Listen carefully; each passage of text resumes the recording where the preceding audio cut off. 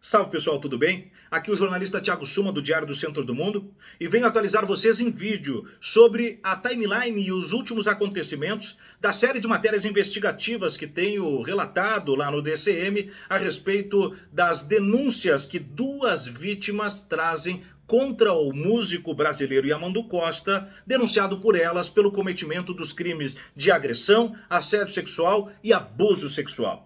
Eu tive acesso a essas informações no começo da semana passada, primeiro por parte de uma ativista portuguesa chamada Inês Marinho, que trabalha em pautas do direito das mulheres em Portugal.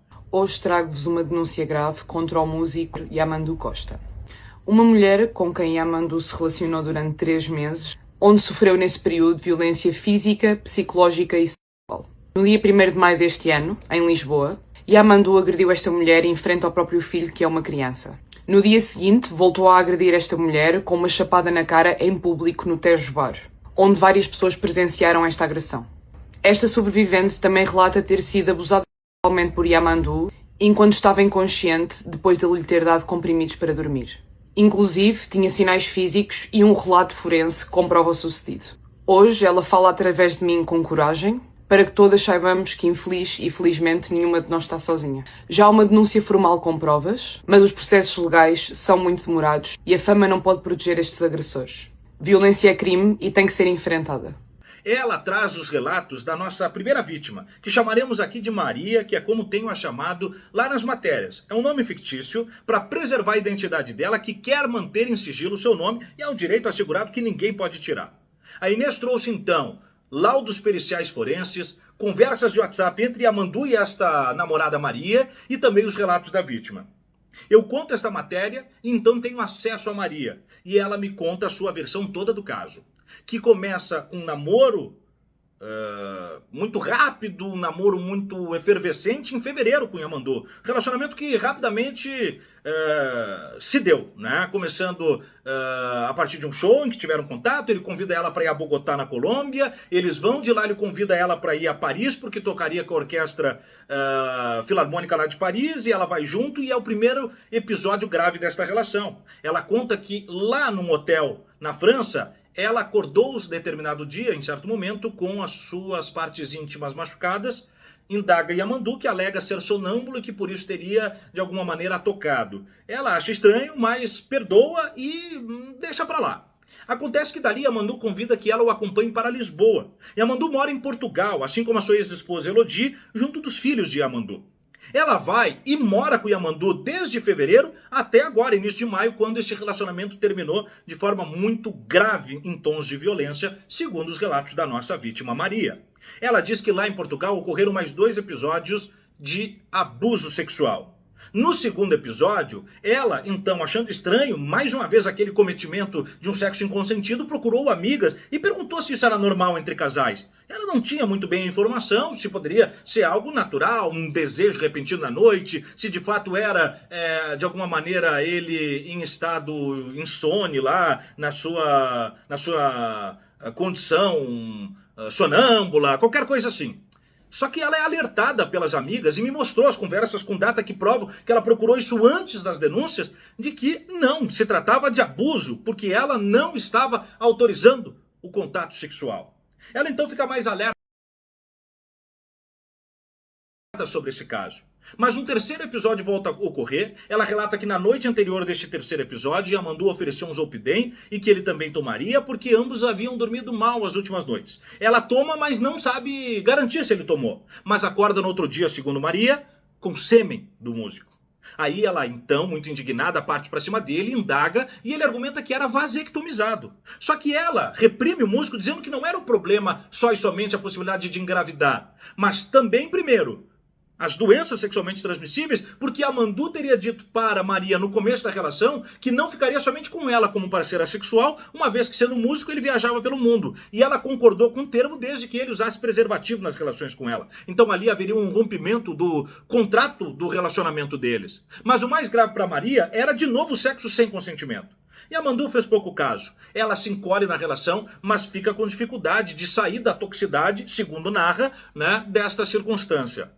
Só que outros episódios agravaram ainda mais o relacionamento de Yamandu com a sua namorada. Um deles é no dia 22 de abril, quando Yamandu recebeu em sua casa 2 políticos brasileiros, amigos de Yamandu, e depois de estar com eles na sua casa, foi com ambos e com Maria para um bar de fado na região de Alfama, um tradicional bairro de Portugal, e lá Yamandu então sai da mesa, em determinado momento muito embriagado, um dos políticos toca nas partes internas da coxa de Maria, toca nos seus seios e tenta beijar. Ela parte rumo a Yamandu, pedindo apoio e suporte porque estava recebendo assédio do amigo do namorado. Eis que, segundo Maria, Yamandu a reprime e diz que ela não estragasse os seus negócios, e riu, dizendo que ela tinha músculo se quisesse reagir e que não concordasse com a situação e que, afinal de contas, era para isso que o feminismo existia.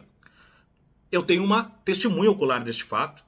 Eu tenho provas de que esses políticos estiveram com Yamandu. Eu tenho outras circunstâncias materializadas. E quando for o momento certo, eu revelarei quem é o político que também comete este crime sexual contra uma vítima de outros crimes sexuais. É muito grave. E se tratando de um político, mais grave ainda pela responsabilidade social, civil que ele carrega. O fato é que depois, no dia 1º de maio, Yamandu empeçou uma discussão muito acalorada com Maria, e ela então disse que foi diminuída, foi humilhada e foi degradada pelo músico na frente do filho dele, que inclusive pediu desculpa a ela, segundo narra Maria, dizendo que o pai não era ruim quando não bebia, que ficava assim só diante da sua condição de ingestão de álcool. Muitas pessoas relatam que Yamandu ingere muito álcool, e sendo assim, também muda muito seu comportamento. É também um dos relatos que nós traremos já já no caso de Adriana Jordano, a outra vítima. Eis que Maria, então, é agredida fisicamente por Yamandu, sobe até o 2º andar e se tranca num quarto. Yamandu mandou o filho para casa da mãe. A mãe publicou uma carta que é trazida pela defesa jurídica de Yamandu, alegando que nunca houve a agressão física na frente do filho, somente a discussão. Só que Yamandu naquela noite conseguiu convencer Maria a sair do quarto e, junto dele, ir até um bar, ouvir música e participar lá de uma noite mais festiva. Ela disse que se sentiu, de alguma maneira, seduzida para continuar na relação e foi junto, mesmo depois daquele incidente de agressão. Maria, então, no bar, tem outra discussão com Yamandu. Ele novamente agride verbalmente, dá um tapa no seu rosto e um tapa nas suas nádegas, na frente de todos. O músico cabo-verdiano que cantava naquela noite afastou Yamandu da situação e carregou Maria para casa de Uber. E as provas também estarão neste processo e nós temos como construir toda essa linha do tempo com muita facilidade. A filha deste músico serviu água para Maria. Um outro músico, acordeonista que estava lá, também acompanhou o fato e tentou aliviar um pouco o estresse da situação. Yamandu ficou no bar, mas depois foi até Maria. Maria estava trancada, ele tentou o contato, pediu pela carteira que havia perdido, mas Maria se manteve no quarto, porque já tinha uma passagem comprada para a Suíça, uma amiga estava ajudando Maria para sair deste relacionamento. Só que Maria dorme demais, perde o avião, e na manhã seguinte pede acolhimento fora da casa de Yamandu por uma pessoa muito próxima de Yamandu, que sabe do passado de Yamandu, mas que tem negado o passado e essas circunstâncias, mesmo com provas. E no momento certo também traremos em matéria uma série de falas e declarações dessa pessoa que desmentirá suas alegações a respeito do músico Yamandu Costa. Essa pessoa acolhe Maria na sua casa porque Maria diz que não queria ser vista por um outro músico argentino que visitaria a casa de Yamandu, que era amigo de Yamandu e de Maria. Essa pessoa vai até a casa de Yamandu e Maria sai e vai para a casa desta pessoa íntima do casal, que no momento certo eu contarei quem é. Dali Maria vai para a Suíça, e da Suíça vai para a Espanha, e é na Espanha que ela consegue fazer o registro, tanto forense das suas condições que provam que tinha o indutor de sono no seu sangue, quanto as marcas, e eu tenho foto das marcas de roxo no corpo. Ela não consegue comprovar o sêmen de Yamandu, isso não. Depois disso, Maria então vem a público com esta matéria que eu trouxe, e o Brasil inteiro fala sobre isso. Maria agora tem a representação jurídica da advogada Gabriela Souza, uma brasileira, que está trabalhando diretamente no caso aqui do Brasil, inclusive fazendo com que haja um desdobramento sobre isso, acolhendo outras vítimas que estão surgindo. Outras potenciais vítimas estão denunciando casos de assédio de Yamandu Costa ou de repressão psicológica e estão chegando até Gabriela Souza, que está fazendo a coleta disso tudo e está desenvolvendo a defesa da Maria. A Gabriela, eu conversei com ela e ela reforça a importância do depoimento das vítimas, a importância dessas declarações se tornarem públicas, porque há com isso uma construção coletiva a respeito de potenciais abusadores. É com base nisso que surgiu também a matéria exclusiva que eu trouxe hoje da Adriana Jordano, uma produtora e cantora brasileira que mora em Seattle, nos Estados Unidos, e que foi assediada por Yamandu, segundo ela narra, há 3 anos. Ela levou o Yamandu, trabalhou com ele por 4 anos e levou ele por muitas vezes para fazer shows no noroeste dos Estados Unidos. E na última vez, durante um dos shows lá, o Yamandu estava incomodado, foram para uma janta, da janta para o hotel. No outro dia, Yamandu não acordava, ela foi até a porta do quarto, tentou acordar, não conseguiu. Uma camareira abre o quarto, ela entra para acordar o Yamandu, sente cheiro de bebida, vê garrafas de vinho espalhada e acorda o Yamandu, arruma rápido as coisas com ele e partem porque ela tinha que dar carona para ele até o aeroporto.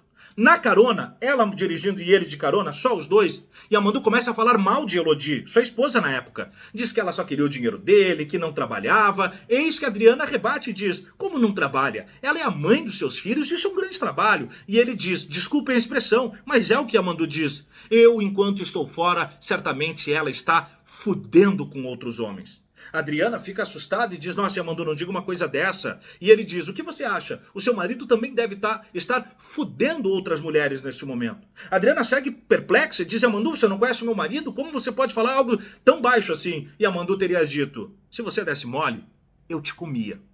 A Adriana então diz, Yamandu, eu não sei de onde você tirou isso, mas você deve parar. Pelo bem da nossa relação profissional, senão você vai estragar tudo. Yamandu fica quieto por 5 ou 7 minutos e volta a repetir.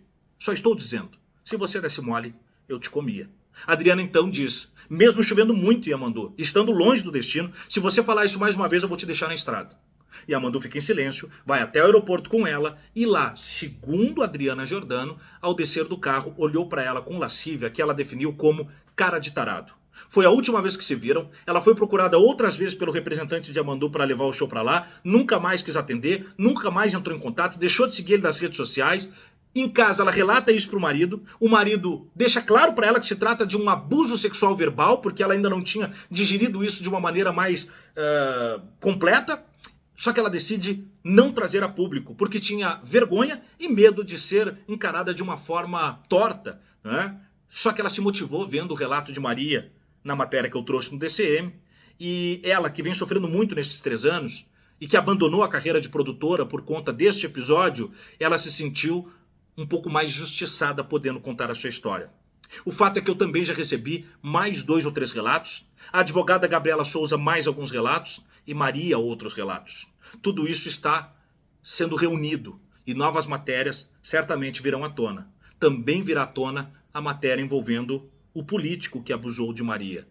E com isso eu atualizarei o tempo inteiro vocês aqui sobre este fato. Sobre Yamandu Costa, desde os primeiros episódios procure Yamandu, ele me orienta que fale com a sua assessoria, e a assessoria jurídica representada pelo Antônio Cacai nega que Yamandu tenha cometido estes crimes e diz que Yamandu defende o direito das mulheres. Lembrando que Yamandu entrou em contato com a Adriana após a denúncia dela, mas apagou as mensagens. Eu indaguei isso à assessoria, que disse, ele entrou porque ficou perplexo, mas quando se lembrou da orientação jurídica de não falar sobre o caso, ele apagou, não tem nada mais além disso. Só que é por conta deste contato que a Adriana, se sentindo ameaçada, registrou um boletim de ocorrência em Seattle contra Yamandu Costa. Então nós temos 2 boletins já registrados contra Yamandu, mais os exames forenses. Na verdade, nós temos crimes cometidos em Portugal, registro na Espanha, registros no Brasil e agora nos Estados Unidos. É muito grave. Segue aberto espaço para a defesa de Yamandu e para outras vítimas se quiserem me procurar e nós trazermos tudo a respeito deste caso.